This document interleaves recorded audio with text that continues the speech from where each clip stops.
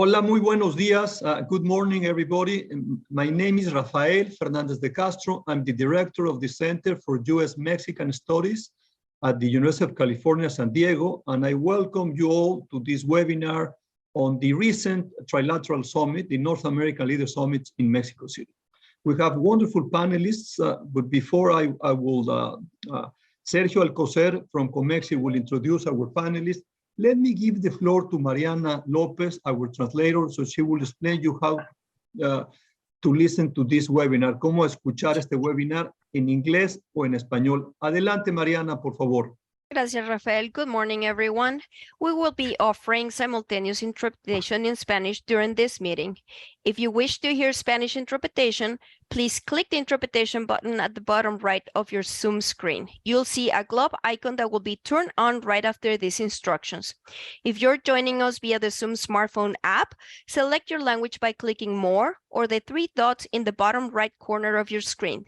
Select Language Interpretation, then choose Spanish and click Done. If you wish to hear the interpreter and not the original speaker, be sure to click Mute Original Audio.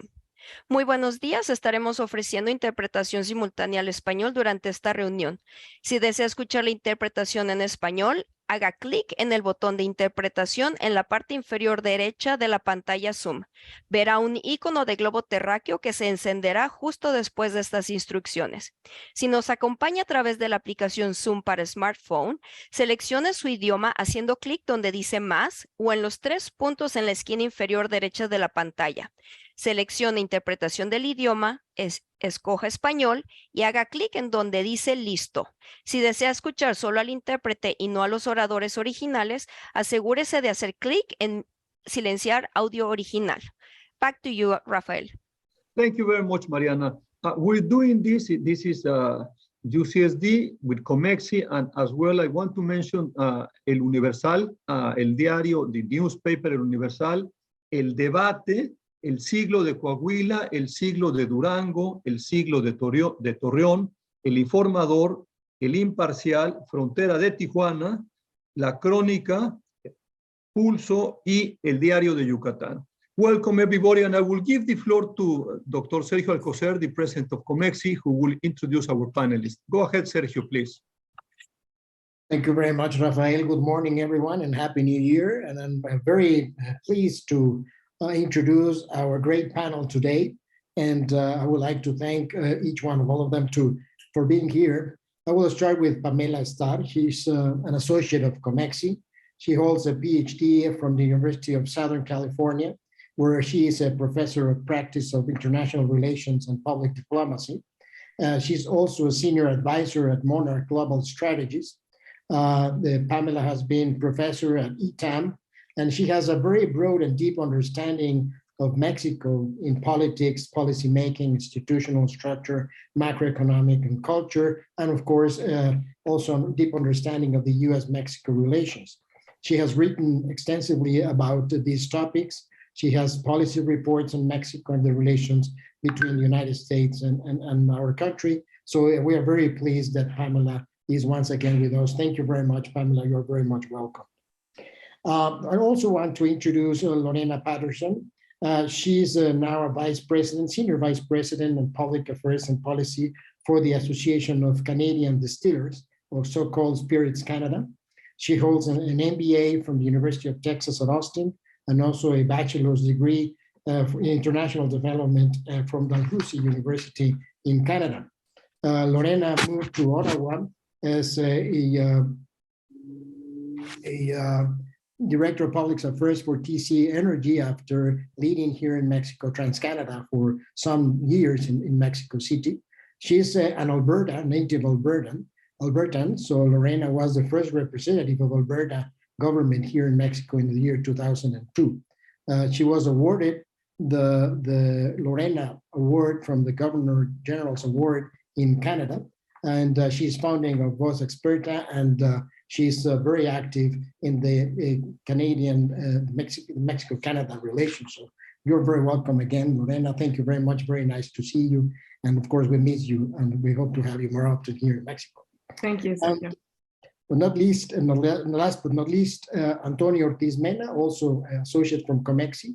He is a vice president, a senior vice president in Albright Stonebridge group. And before that, he was for 8 years the chief of economic affairs office at the Embassy of Mexico in the United States.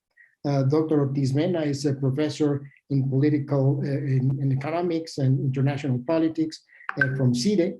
He has worked in the federal government in different instances. For example, he worked in the negotiation of NAFTA at one time. He worked for SECOFI, the Ministry of Commerce at the time, and also on budgeting and programming and fisheries when we had those ministries here in Mexico. Dr. Ortiz Mena got a PhD in political science from the University of California in San Diego with emphasis in international economic policies. And also he has a master's in Latin American studies from the University of College London. Right now, Dr. Ortiz Mena is an affiliate professor, so adjunct professor at CIDE, and as well as Georgetown University. So very welcome, Antonio, very happy to have you here. And then we have a terrific panel to discuss what happened in the last few days here in Mexico City related to the North American Leaders Summit. Back to you, Rafael. Thank you, Sergio. Let me ask all of you, if you have, we want to do this as interactive as possible, so there's a Q&A button, un botón de preguntas y respuestas. Please send your questions, our panelists will answer them, and we want to make sure that this is, again, as interactive as possible.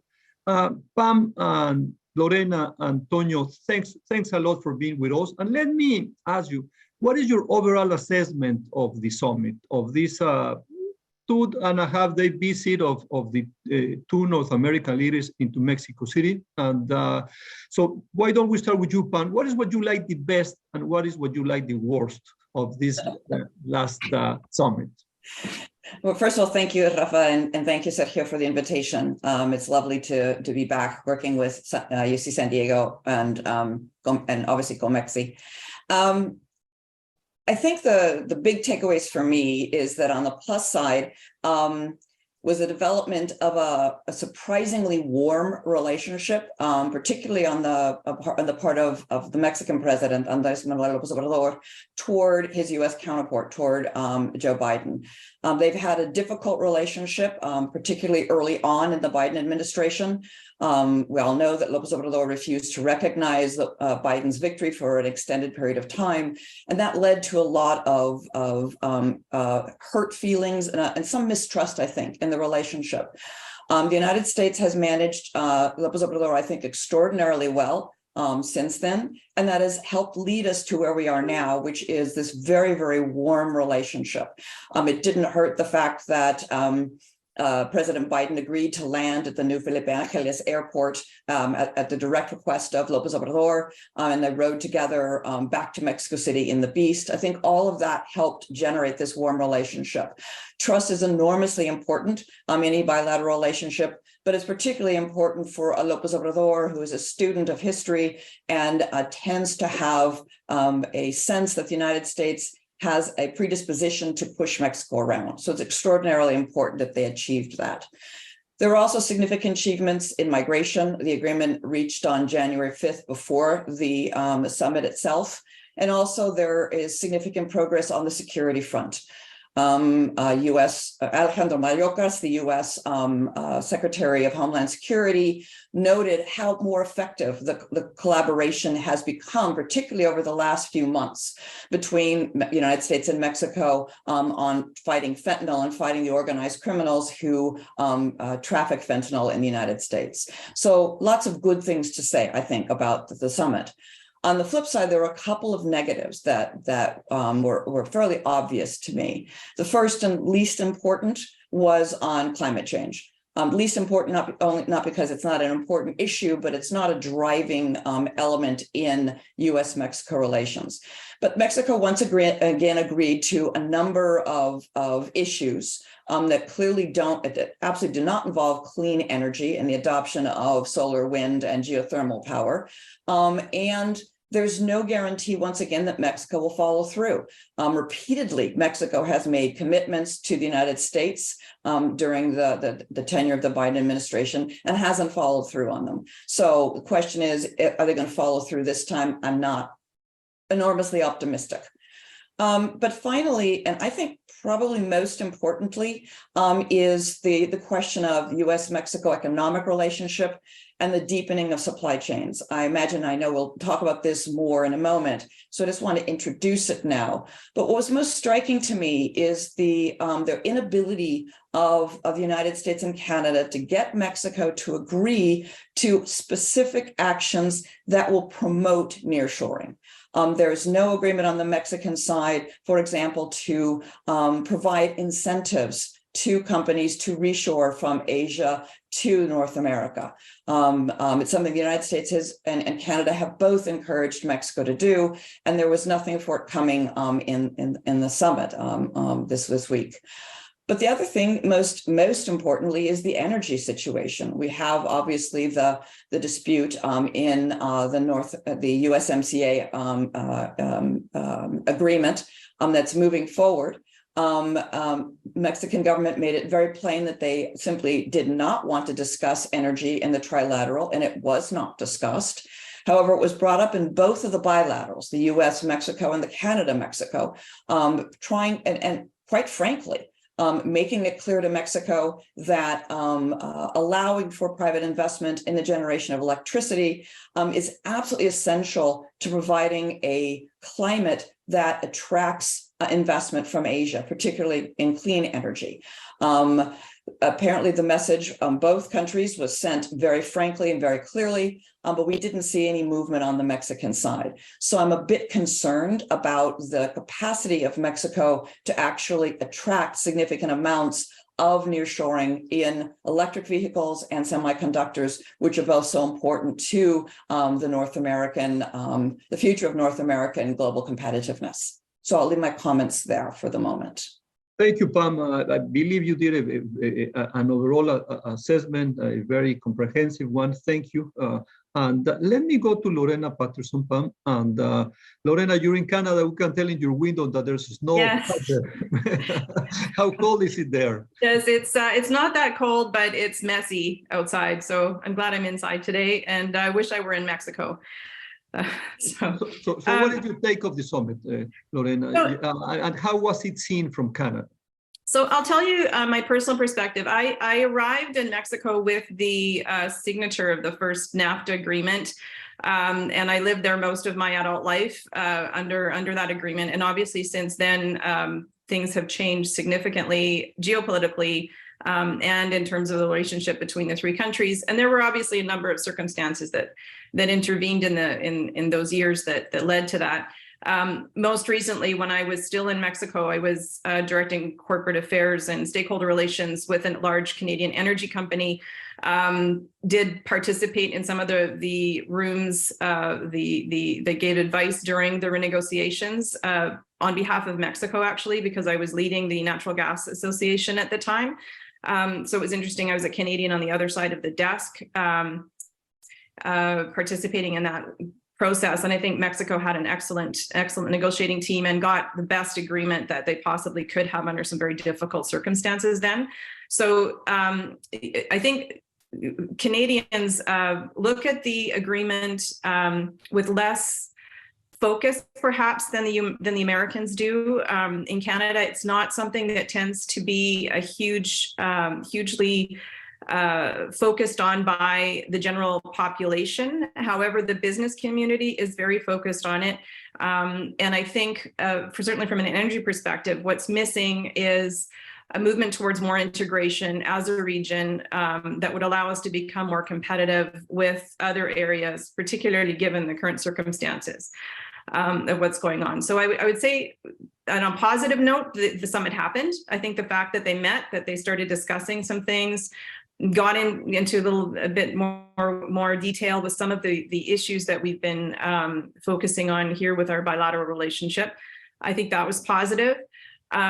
Negatively, I think we're still looking at 3 bilateral relationships as opposed to one cohesive North American agreement that is actually focusing on our region, as opposed to the political agendas of our separate leaders.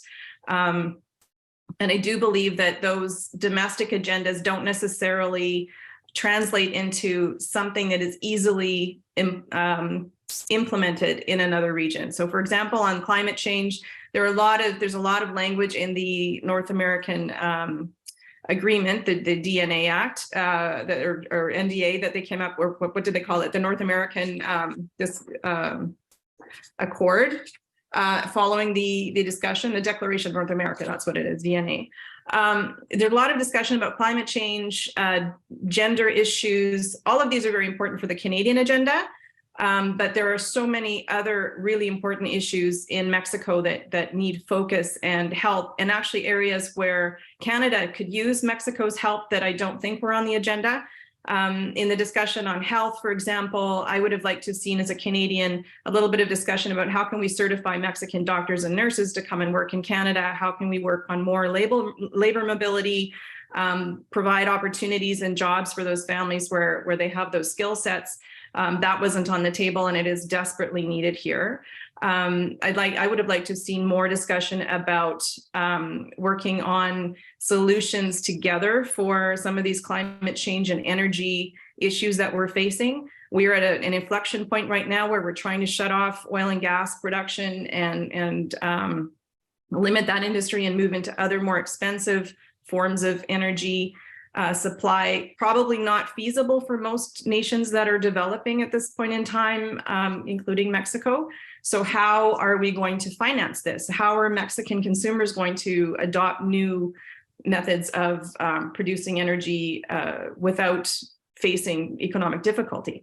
I think those are really difficult conversations that we should be having at a regional level, and meeting once a year is probably not going to get us there. So I would advocate for more frequent, more in-depth meetings as a region, as opposed to these bilateral conversations, because I don't think we can get very far unless we actually have an integrated discussion. So I'll leave it there. Thank you, Lorena. We'll go to you, Antonio Ortiz Mena. You live in Washington. I believe now you're in Mexico City. What is your take from Washington? How come Biden finally received so many phrases out of AMLO? And Lorena was saying we need more meetings. Well, apparently AMLO announced that a North American Commission will be formed. So what is your overall take, Antonio, and what is what you like the best and what is what you like the worst out of this summit? Thank you, Rafael and Sergio. And I have to say, it's a pleasure to speak at an event organized by my alma mater, UC San Diego, and COMEXI, where I've been a member for many, many, many years. And I'll divide my comments in three buckets, and I'll stick to the time allotted by referencing a 1966 film with Clint Eastwood. You know, the good, the bad, and the ugly. I have to do that. Okay. The good, I think overall, it was a very good summit. So let's not take this for granted. For many years, there were no North American Leader Summit, right? So this is not, yes, we take it for granted. So the summit took place, and then there were 3 bilateral meetings. I think that in and of itself is a great success. Secondly, in terms of things that I liked, is that security and migration did not take over the whole agenda, and economic cooperation and competitiveness played a large role. I like that. And I also like the specificity, the focus on semiconductors. So it's not, let's just reshore. Yeah, it's semiconductors, and we'll follow up on that. And I do think that given that economic considerations overlap with security considerations for the reshoring of microprocessors, means that this will actually happen. So I think that that's very good. Lo bueno. The bad, lo malo, and we did not coordinate before this call. It also has to do with energy, right? So looking at the quote unquote deliverables that was issued by the White House, we have building clean energy economies. You cannot build clean energy economies without clean energy. And there's a Canada-Mexico dispute and a US-Mexico dispute over energy that have not been resolved. Those are the 2 elephants in the room. So we will not be able to reshore things into Mexico and to address climate commitments until and unless these issues are resolved. And in fact, I was surprised, especially by the Canada-Mexico meeting, and what was mentioned on this topic. What was mentioned is that top-level Mexican government officials would meet with representatives from Canadian companies that have concerns over energy. Well, that's exactly what the U.S. did for many months. It did not work, and that's what the U.S. requested a panel. So I'm a bit surprised that if consultations do not lead to a solution, then you have more consultation. Sorry, that's just my my frank take. And now getting to lo feo, the ugly, I would mention one specific thing and a broader thing. The specific thing is the surprising absence from Mexican Attorney General Gertz Manero from the summit. I mean, he is a key official for security cooperation with the US, with Canada. So I don't know, it somehow disturbed me. Is it disorganization, disarray? Is it palace politics? Where was Gertz? I don't have an answer, okay? More broadly, I was really troubled by López Obrador's long and rambling speech, because I think, honestly, it was not very tactful to make Prime Minister Trudeau and President Biden wait for so long. President Biden was not allowed to answer to a very specific question that was posed to him about fentanyl. And that's very important for bilateral cooperation, but also for his domestic audience. And then I was honestly surprised that President López Obrador thanked Biden for not building a single meter of wall. I think a wall is a problem, not a solution, et cetera, et cetera. But I think those things should be done in private, because by doing so, he plays right into the hands of the political enemies of President Biden, and that might force President Biden to be even more forceful on migration. As they say in Mexico, no me ayudes, compadre, like with friends like that, you know, he needs enemies. So that's my frank take, lo bueno, lo malo, y lo feo, Rafa. Thank you, Toño. This is very good. I somewhat friendly disagree with you, because I believe that, yes, AMLO took 25 minutes in a very long answer in that press conference after the leader summit. But I believe that, I mean, and we all agree, I mean, it was very surprising how he phrased and he recognized Biden in ways that we haven't seen. So very far and away from the beginning of the Biden administration, in which AMLO took so long to recognize him. So Pam and Sergio, there's quite a few questions in the Q&A. Would you like to read some of them? And I would like to ask you, Pam and Lorena, Antonio, how come Biden has been so patient with López Obrador? I mean, and I believe that in the end, his strategy is paying off, because now AMLO is basically, we're going to get quite a few of not only Venezuelans, but they could deport Nicaraguans, they could deport Haitians, they could deport Cubans as well. I believe it's a very good concession for the US, and it might help to order the border. And I believe that, but I agree with you, Toño. I'm glad that migration and drugs was just part of the conversation, but yes, central was economic competitiveness. So, Sergio, would you like to read some of the questions, and we'll go to our panelists? Yeah, there are a couple of questions related to security, and maybe we can start with that, which is one question from Pedro Izquierdo is, how has the bilateral framework progressed before the trilateral meeting? And Héctor Aceves talks about the effectiveness of joint security efforts. And I think this goes back to the cooperation that Mayorkas mentioned, that I'm not so sure that is exactly what we had in the past, because talking with some government, US government officials about 2 months ago, they were in private complaining the lack of cooperation among the defensive forces, the armed forces, and the military and the Department of Defense in the US, the Secretaría de la Defensa Nacional y Marina here in Mexico, Guardia Nacional. And so I don't know really where is that. So I don't know if anyone wants to talk about these questions of Pedro Izquierdo, Héctor Aceves, about the security piece. And perhaps we can intertwine one comment related to fentanyl, which it looks like fentanyl is included from the US perspective. And there is no perspective from Canada and Mexico. Like if fentanyl could not be sold and commercialized and consumed eventually in Canada and in Mexico. I don't know if there is any comment on this. Thank you, Sergio. I was surprised by López Obrador talking so many times about fentanyl. Seems to me that finally he got what I believe it's important, that there's a terrible crisis in the US about fentanyl, about people dying out of using fentanyl, and I believe that López Obrador became very sympathetic towards Biden. Pamela, back to you. Let me start with the question of why the United States has been so patient. And I think it's because basically the White House received very good advice. I don't know exactly where it came from, but the understanding that attacking López Obrador would just lead him to attack back, and we would get nowhere.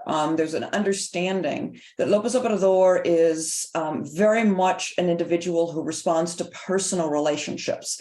And there was a need there to be a very good personal relationship, not only with President Biden, but also with Ambassador Salazar.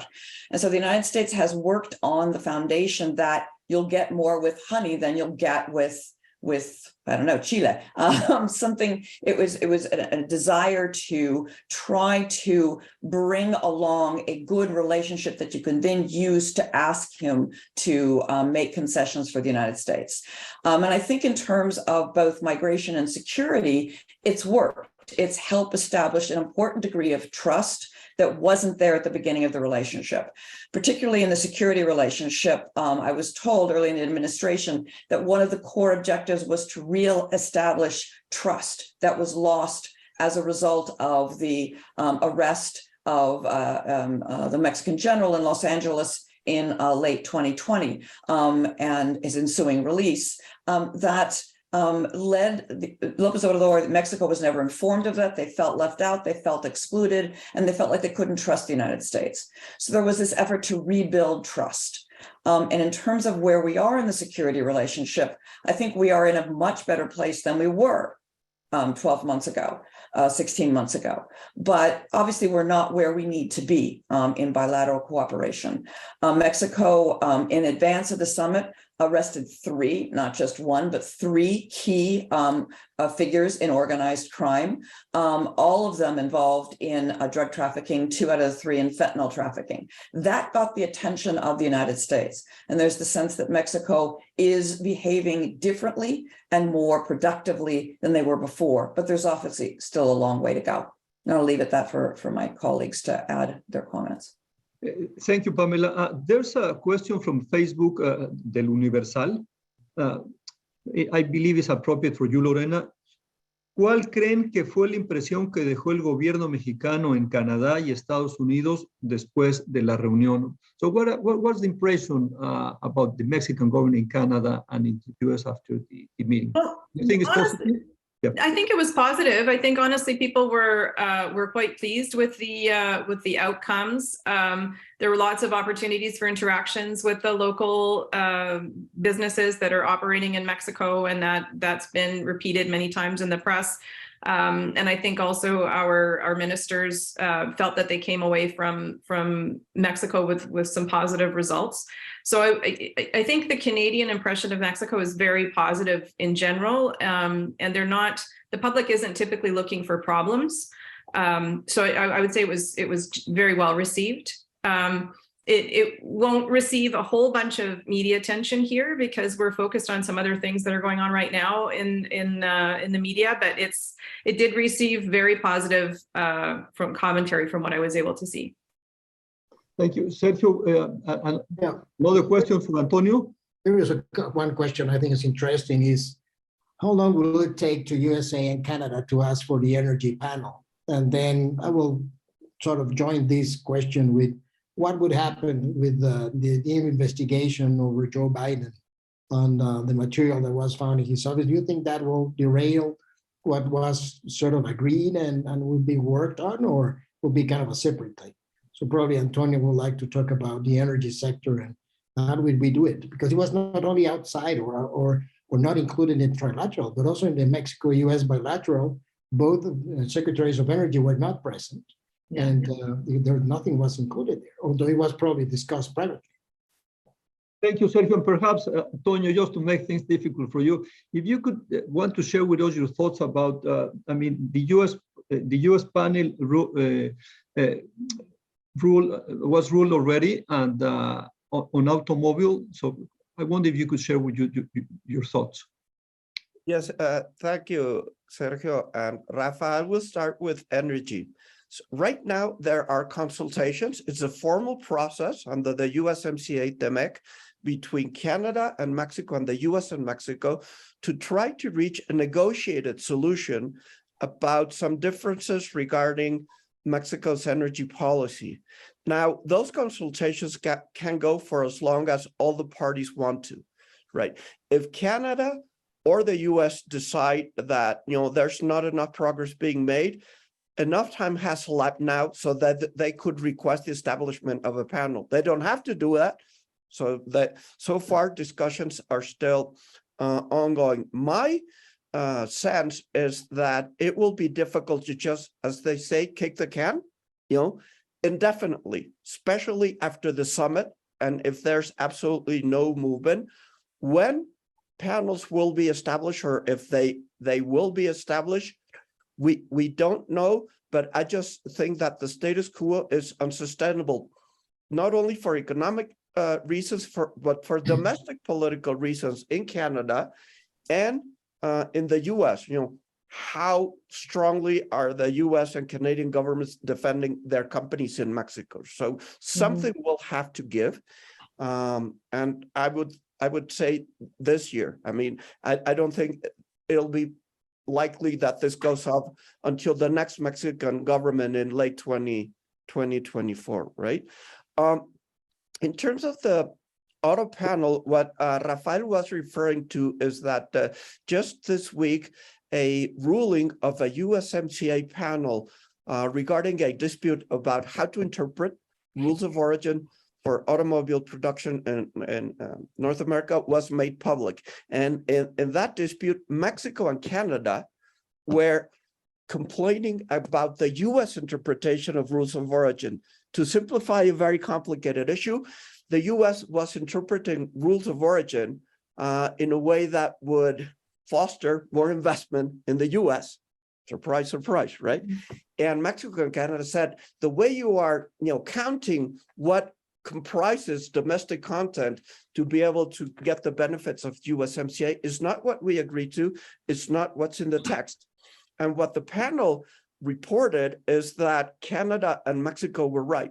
The US was not interpreting the rule of origin correctly. What happens now? The panel doesn't tell the US what it needs to do. Now, Canada and Mexico need to sit down with the US and to negotiate how the US will comply with the ruling.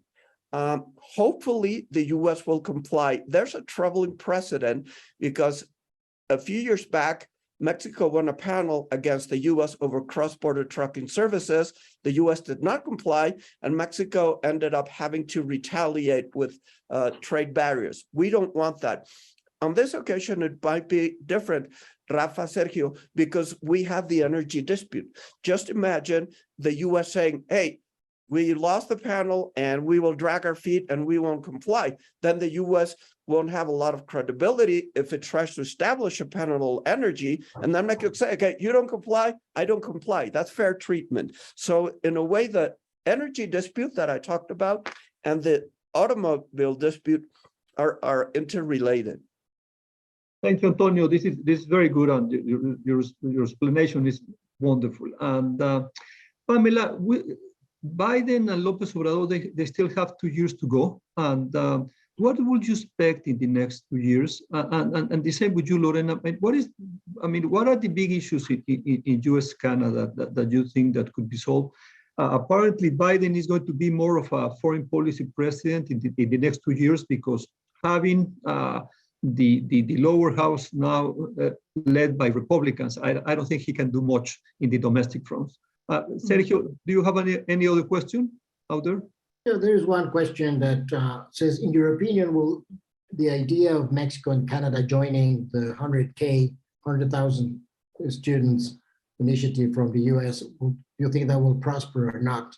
And I want to hear your answer, and then perhaps we'll make a comment. But you should comment on it, Sergio, because this is very much your topic. Who wants to start, Pamela? Sure. I think that what the Biden administration is trying to do, and over the next 2 years, the bilateral relationship is going to be driven by domestic politics. Both presidents are basically running for re-election. Biden's running for re-election, and López Obrador is trying to make sure that his chosen successor will win a presidential election. So that's going to drive what's going on. And I think the hint of what's coming was very clear in the summit this week. And it's the fact that Mexico has agreed to basically fully cooperate with the United States on migration. Its willingness to take back 30,000 Venezuelans, Cubans, Nicaraguans, and Haitians each month that the United States expels. It's a significant number of individuals that Mexico is going to have to figure out how they manage that influx of migrants into Mexico. It's going to be challenging. They're willing to do that because the United States really wants this. And I think the thinking in Mexico is that if you provide what's most important to Biden in terms of domestic affairs, then he's going to be less motivated to push Mexico around on other matters that are really important to Mexico in order to maintain Mexico's collaboration on migration. I think the same thing is true of fentanyl. I think López Obrador has figured out that this is really, really important to Biden. It's really important to his reelection. And therefore, I think we're going to see a lot more and a continued significant Mexican collaboration on the fentanyl front. And on the Mexican side, I think there is the hope that that means the United States won't push Mexico too hard in terms of clean energy. And specifically in terms of its treatment of foreign solar producers in Mexico. Thank you, Pam. Any comment on the education issue? The education issue is hard because, and from my experience in academia in the United States, the problem is Americans don't think about doing study abroad in Mexico. They don't think of Mexico as exotic. Particularly in Southern California, they've been to Mexico. So when they want to go to study abroad, they want to go to, if they're going to Latin America, they want to go to Brazil or Argentina, or they want to go somewhere in Europe or Asia. And I don't know how we make Mexico feel more interesting and exotic. I've been trying to do that for a very long time and apparently have not been very successful. Same is happening to me now that I'm living in Southern California as well. Sergio, what is your take before we go to Lorena? No, let me just provide a couple of comments. In general, I think that the agenda of the summit was not very ambitious, but I think it was ambitious enough for the time where the presidents are. And I don't think they can accomplish more. And I think that if you look at the agenda or what the takeaways, most of this has to do with the US agenda.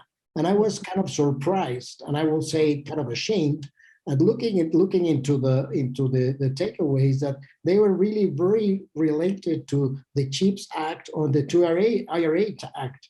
Actually, in the bilateral relation, there is an explicit mention, they say U.S.-Mexico bilateral relation, explicit mention of the CHIPS Act and also the IRA Act, which is something that is unbelievable to me that the two countries agree on abiding to an American law. That's something that is kind of incredible.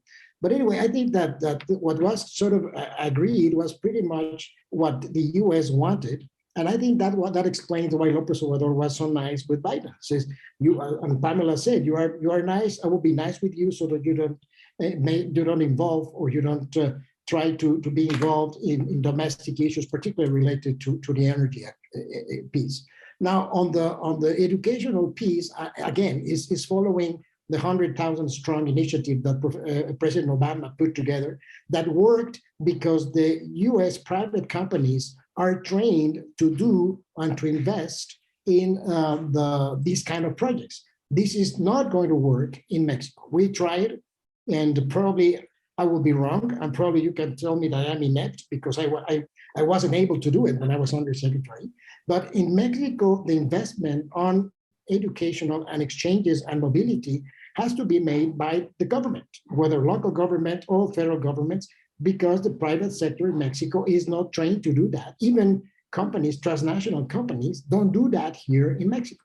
So I'm not so positive that that's going to work. I think it's great that they agreed on that in principle, but I don't know what's going to happen. I think at the end, many of these issues were sort of agreed on, but I'm not so sure that Mexico is going to put a lot of effort and talent into actually implementing them. The energy would be, and climate change would be one of those examples. But Thank you, Sergio. Antonio, of course, if you want to make a comment about this, but let me ask Lorena. I mean, what is the sense in Ottawa now in the relationship with the US? I mean, what are besides North America? What are the key topics there? And what is that I would say? What is the one or two most pressing issues nowadays in Canada? It's all climate change. Canada is very focused on climate change. All of the ministries are focused on climate change. All the ministers have that in their mandate letters from the Prime Minister. There's a tremendous focus on carbon emissions reduction. We now have carbon taxes. The economy, I would say, is also front and center. And there is a connection between those two things because it now costs, I was looking at Twitter yesterday, someone was saying 63% more to heat their house with 6% less gas than they used last year. And that price is going to continue to go up. And this is a cold country. You can see out my window. We don't last very long without heat in the winter. So that's going to be an ongoing issue for us. But climate change is really the focus of our current administration, and you can see that reflected as well in the agreement that they signed this week with Mexico. There's a climate mention even when you're talking about labor mobility, places that it doesn't necessarily it's not intuitive that you would even include that there. So I would say that the energy piece being left off, I fully agree with Pamela's assessment. There are more important things to both Biden and Trudeau than the energy file. In Mexico, they want to increase production.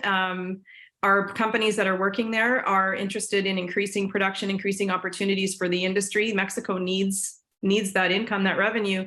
And it's complicated to support the oil and gas industry in a third country when you're restricting its expansion in your own borders. So that's kind of where we're at in Canada right now. And then on the education front, I'm sure that there are lots of Canadian students that would love to go to Mexico. So if the 100,000 initiative is expanded to Canada, I'm sure there will be lots and lots of takers, especially in January. There is one question here that it says, what did the summit achieve on a soft power level? For example, with respect to the role of the first ladies, their activities and the report they did or they did not. Did that help to generate better outcome of the trilateral relation? What do you take, Antonio and Pam, on that? Yes, first, let me speak briefly about the education. I do have something to say about, and I'm also, professor at CIDE and at Georgetown. And, I'll do a plug for the University of Waterloo.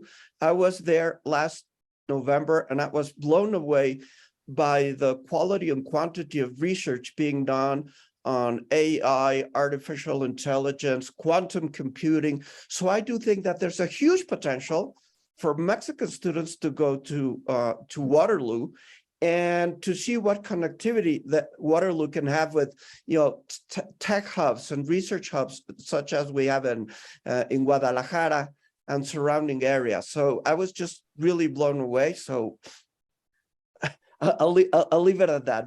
Let's do something about how we can have more Mexicans in Waterloo and Waterloo in Mexico, okay? Regarding soft power, well, Air Force One landed at IFA, that is very important. Sorry, for those not familiar, that's the new airport that was revamped by the López Obrador administration.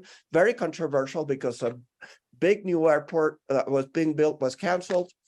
The Mexican government decided to revamp a military airport. That's IFA. So for President López Obrador, in terms of soft power, was incredibly important for both President Biden and Prime Minister Trudeau to land at IFA. So that's a key soft power element.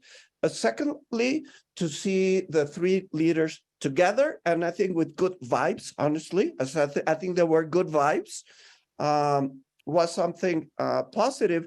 And I would mention a third item, and that's that Mexico, Canada, and the US issued a joint communique about the situation in Brazil and about, you know, the mobs trying to get into the Congress, into the Brazilian Supreme Court. So I think that's a very good show of soft power on democracy by the three leaders. And we haven't seen a whole lot about that. For me, I would put that in terms of the highlights, okay? It was not, you know, specifically the agenda, but having them speak jointly about the situation in Brazil, I think is very good.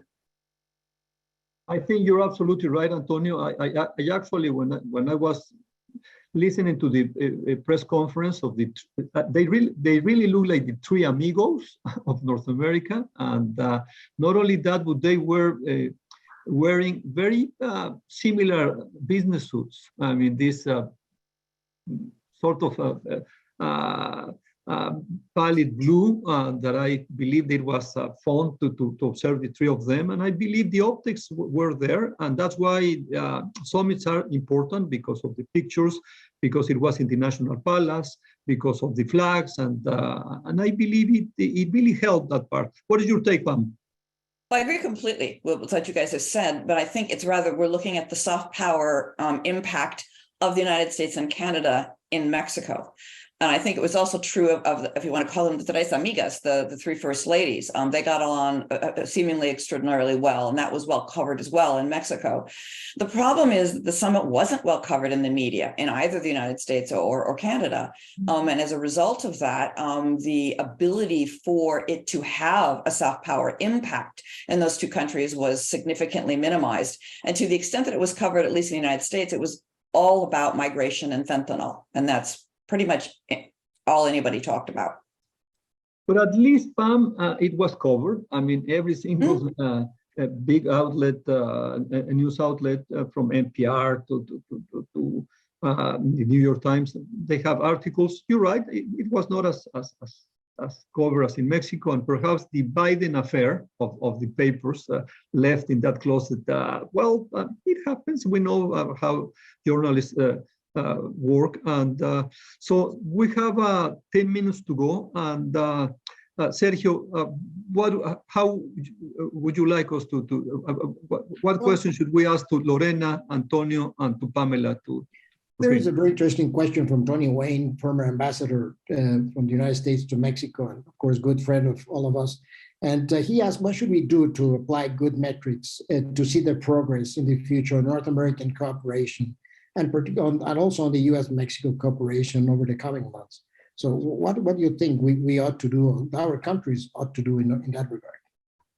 I believe that's a wonderful question, because if we were to have metrics, Antonio, and you understand this very well, Lorena and Pamela, we could really have an assessment, hopefully a periodic assessment of where we are in North American integration. And we haven't lacked that. We haven't been ambitious in our in deepening and widening our integration. So I believe Tony is right. So back to you, Tonio. Why don't we start with you?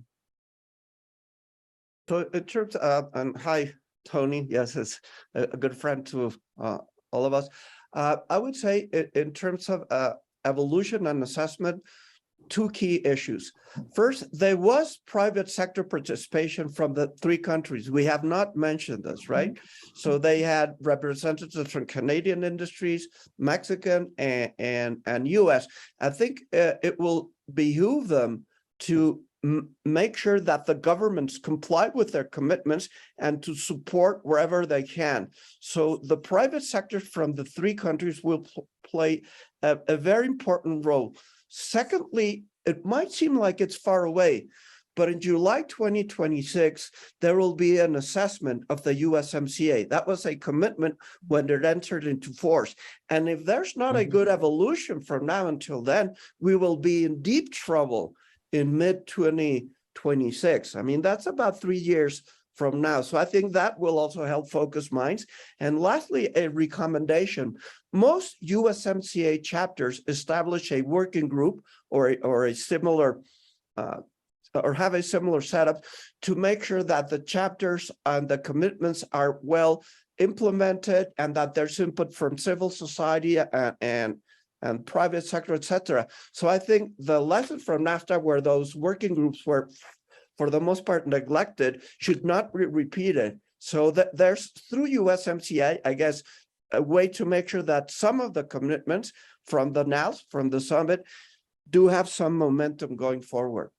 And by the way, UCSD and COMEXI will keep assessing this with seminars. We should. Yes, thank you, Antonio. That's great advice. Lorena?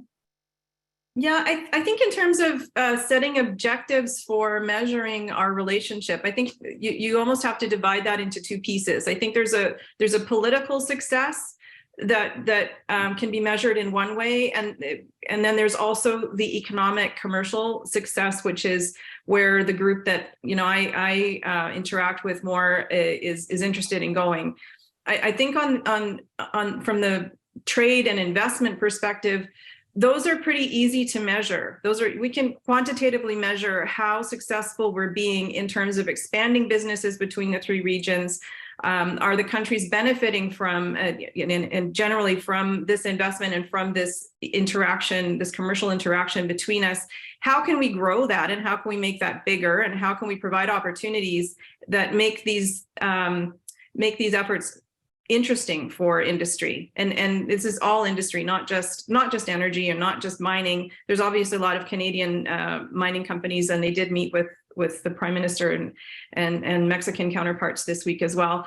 But how can we measure the political aspect, I think? Because when the political relationship is interrupted, as we've seen over the last few years, it impacts on the economic and the investment opportunities for our companies. And so I think getting back to former Ambassador Wayne's question, we should set some objectives, some political objectives to increase and deepen the relationship, and then see how that can help play out in the economic sphere. So that would be my suggestion.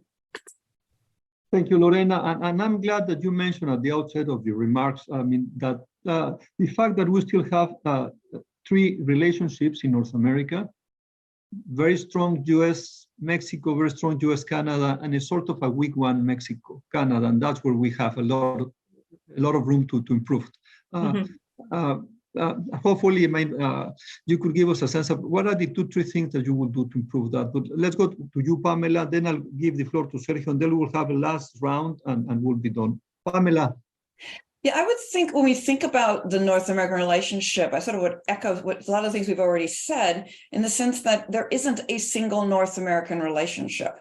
It's broken down, obviously, in these three bilaterals, but it's also broken down in different sectors of the relationship, where we have different speeds that we're moving forward, whether we're talking about the economic relationship, if we're talking about climate change or migration or security, and the tools to measure progress is different in those different buckets. But also, I want to echo what Lorena is saying in the sense that we also can measure in terms of the broad, not just economic, but the actual advances in dealing with these shared problems and shared opportunities. But at the same time, all three governments want and need domestic political outcomes from this relationship. So that's a totally different way of measuring it. So I think it's not one metric or one set of metrics. We have to think about this in these three different kind of characteristics. Is it the foreign or the domestic relationship? Is it the trilateral or the bilaterals? And is it which bucket are we looking at in terms of the broader trilateral relationship? Thank you, Pam. Sergio? Yes, there is one question that I think is very interesting, is related to cybersecurity, which is very timidly mentioned in the takeaways. There is only one little bullet there that and Máximo Navarro talks about how likely is cybersecurity take a place in the agenda. It's already there, but very, very timidly. What do you think? Is is going on there, because it's quite relevant. At one time, I remember a sort of survey, and the US and Canada, I don't know, had 8 out of 10 in terms of you have a GPA if you wanted to grade how cyber secure were those two countries, whereas Mexico had less than 5. So, I mean, there is a huge gap, and I think that's something that among the three, we need to work much closer together, and I think this is an urgent matter. But what would be your comment on cybersecurity?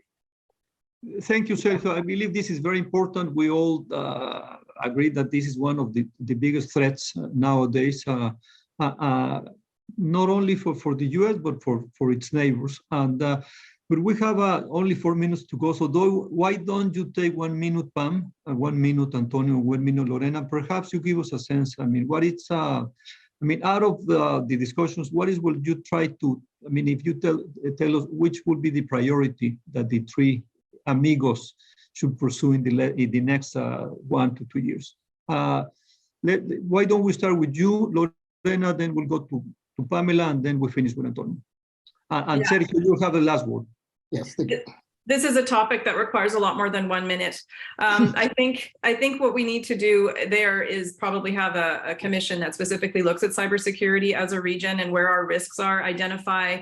Obviously, there's some major gaps, as Sergio's mentioned, in Mexico that probably Canada and the US can help assist with. So I would say it's a trilateral conversation between the experts in that area.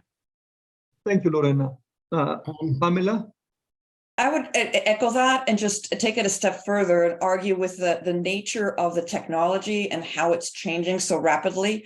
It's just we're gonna be playing catch up. We're way behind the curve everywhere, and I think it needs to be a more prominent issue in the bilateral relationship because it affects everything. Right, Antonio. Yes, cyber did play a large role in the last statement of the Mexico-U.S. high-level economic dialogue. So maybe there's more action at the bilateral. Lorena mentioned that there are 3 bilaterals rather than a trilateral. So maybe what's being done at the bilateral level needs to be trilateralized. And let me leave with one word. We haven't mentioned water. I think that water is absolutely essential for reshoring, onshoring, climate change, sustainability, and ideally that would be a key topic for the next NALS. Thank you. Back to you, Sergio. Before I give you the floor, let me once again agradecerle a El Universal, El Debate, El Siglo de Coahuila, El Siglo de Durango, El Siglo de Torreón, El Informador, El Imparcial, Frontera de Tijuana, La Crónica de California, Pulso y El Diario de Yucatán, for being with us in this transmission, and back to you, Sergio. I'm receiving a lot of texts and WhatsApp praising you, Antonio, Pamela, Lorena. Thank you. You've been doing a wonderful job, and I will Sergio the last words. Adelante, Sergio. Thank you very much. We have over 400 people connected in the Zoom and many more in the other outlets. So. Well, thank you very much. I just want to close with a couple of reflections. First, I think it's great, yes, certainly, to have summits like this. And I think politically it was a success for the 3 leaders of our countries. And I think it's great to have agreements. If something that I will sort of critically ask is that we lose memory of the previous NALS. In the Toluca, we had 18 agreements on 18 different topics. Now we are talking about 6 topics. Look like the other 12 are not relevant. Well, they are still relevant, but nothing has been said about that. And similarly, that happened in previous other North American Leaders Summit. So we need a mechanism in our governments and the private sector to maintain those topics alive because they have not been finished. They have not been solved in many of those cases. So we need to have some memory of those agreements. And certainly, I think in the future, the real challenge is how the 3 teams, the Mexican, the American, and the Canadian government teams can really follow up all these agreements and actually make them happen. And we will see if the political will and all the happiness and hugs and whatever that we observed here in Mexico can really transpire into actual working agreements that will benefit our peoples. I think that will be the challenge. And of course, so you see San Diego and COMEXI will be happy, as Antonio has suggested, to follow up to see where we are. And again, thank you very much for all of you to be here. And we'll see you in a month from now with another very interesting topic on the U.S.-Mexico relation and, of course, Canada. Thank you very much. We will see you on the February 10th, the second, as always, the second Friday of the month. Un abrazo para todos. Thank you very much. You did a wonderful job. Thank you, Lorena. Thank you, Pam. Thank you, Manuel. Un abrazo, Sergio. Abrazo.